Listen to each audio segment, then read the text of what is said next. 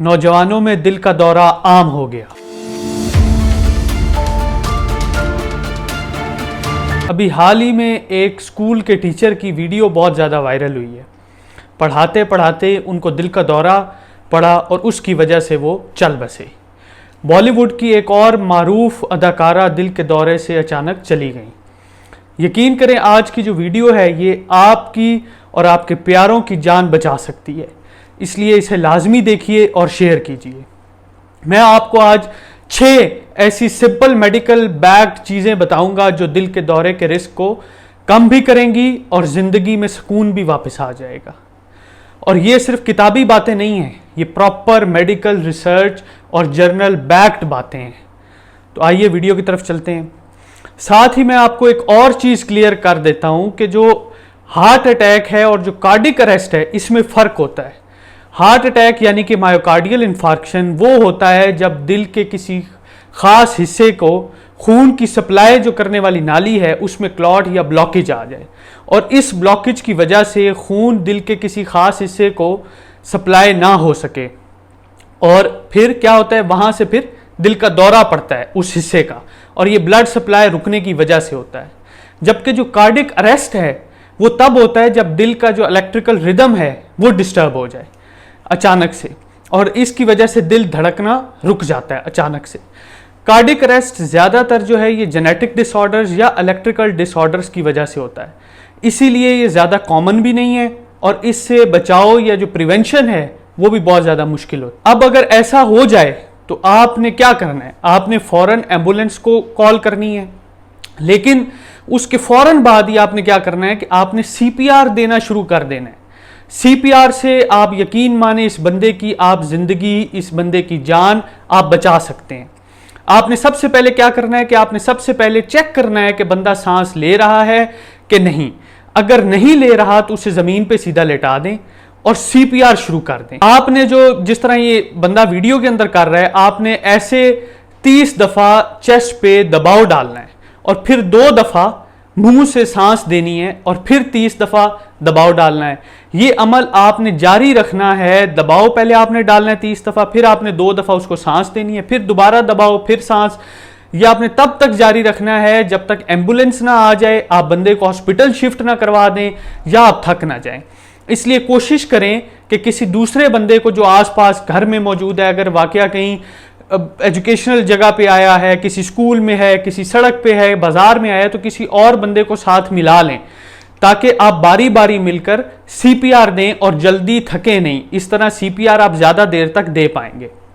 याद रखें कि दबाव देते वक्त आपने डरना नहीं है कि बंदे को कुछ हो ना जाए। दबाव जो है वो जोरदार होना चाहिए। अब आपको बताता हूं कि हार्ट अटैक जो है ना, ये ज़्यादातर लोगों में लाइफस्टाइल और डाइट की वजह से होता है। जो कार्डिक अरेस्ट था वो तो इलेक्ट्रिकल रिदम के इम्बैलेंस की वजह से था, लेकिन जो हार्ट अटैक है ये किस वजह से होता है, लाइफस्टाइल और डाइट की वजह से।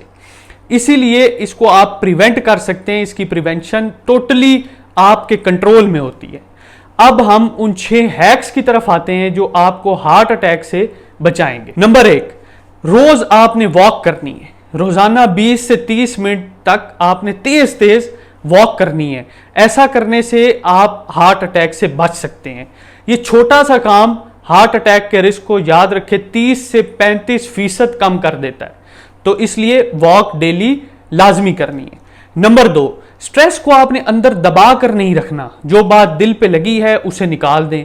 कॉर्टिसोल जो है ये एक स्ट्रेस हार्मोन होता है और ये आपके ब्लड प्रेशर, शुगर और आपके दिल तीनों को ये डिस्ट्रॉय करता है। इसलिए आपने स्ट्रेस फ्री रहना है। मेंटल स्ट्रेस क्योंकि एक खामोश किलर है जो ट्रिगर कर देगा आपके हार्ट अटैक को। फौरी नहीं करवाएगा लेकिन ये उन इवेंट्स को ट्रिगर कर देगा। नंबर 3 पर आता है कि आप अपनी नींद पूरी करें।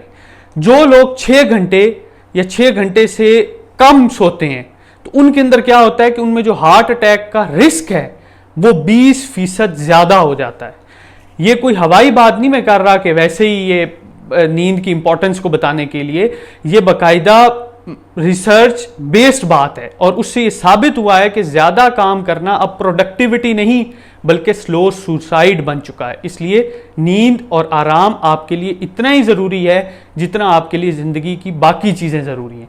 तो काम को प्रायोरिटी बनाएं, लेकिन कभी भी अपनी नींद को सेक्रीफाइस करके काम को प्रायोरिटी नहीं बनाना। नंबर 4, कोलेस्ट्रॉल का जो टेस्ट है ना, वो आपने इसको करवाने की रूटीन बना लेनी है। फास्टिंग लिपिड प्रोफाइल हर बंदा जो 25 साल से ज़्यादा उम्र का है वो 6 महीने में कम से कम एक दफ़ा ज़रूर अपना ये टेस्ट करवाए, ताकि मुसीबत आने से पहले उसको सही तरीके से रोका जा सके। नंबर 5, जंक फूड और फास्ट फूड से आपने दूर हो जाना है।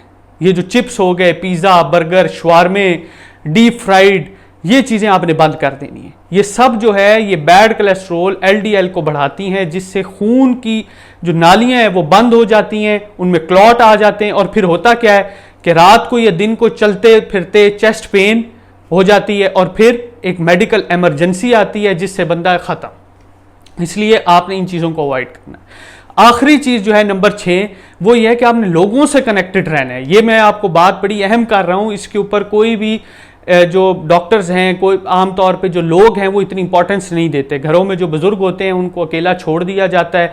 हर बंदा अपनी ज़िंदगी में मगन रहता है, अपने काम काज हर चीज़ उसके अंदर वो मसरूफ़ रहता है। तो आपने लोगों से कनेक्टेड रहना है, क्योंकि जो अमेरिकन हार्ट एसोसिएशन कहती है कि तन्हाई से हार्ट अटैक के रिस्क में काफ़ी इजाफा होता है। तो जो तन्हाई है ये भी हार्ट अटैक को ट्रिगर करती है। लिहाजा अपने दिल की सेहत का अपने ख्याल रखना है, क्योंकि दिल सिर्फ और सिर्फ मोहब्बत के लिए ज़रूरी नहीं, बल्कि इसका धड़कना ज़िंदा रहने के लिए भी ज़रूरी है। इसके साथ मैं इस वीडियो का इख्तिताम करता हूँ। उम्मीद करता हूँ आपको ये वीडियो इन्फॉर्मेटिव लगी होगी। आपसे मुलाकात होगी जल्द इंशाल्लाह अगली वीडियो में। तब तक अपना ख्याल रखिए, चैनल को सब्सक्राइब करें और वीडियो को ज़्यादा से ज़्यादा लाइक और शेयर करें। अल्लाह हाफिज़।